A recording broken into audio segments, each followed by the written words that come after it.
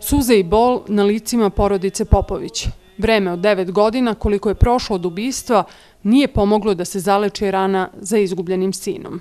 Ležiš, ustaješ s istom tugom, bol sve jači i jači. Sretnem njegove drugove, oni su već odrasli, imaju porodice, imaju ovo.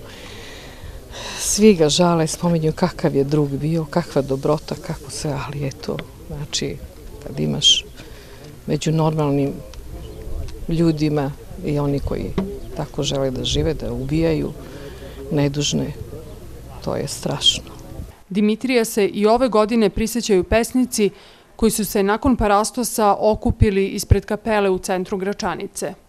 Suština je u tome da ćemo mi prestati da se okupljamo oko ovog spomenika onda kad budemo imali slobodu i kad se budemo oslobodili i kad budemo živjeli u nekom slobodnijem i drugačijem kontekstu. Dimitrije Popović je jedna od najčistijih žrtava na Kosovu i Metohiji, čovek kom je zalogaj ostao u ustima, kom je novac kojim je trebao da plati ostao u rukama.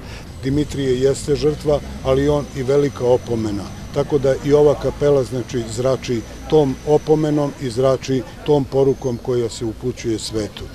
Maloletni Albert Krasnići, Albanac iz Prištine, osuđen je na 6 godina zatvora za ubistvo Dimitrija Popovića. Ljabinot Gaši, koji je vozio automobil iz koga je pucano, je oslobođen.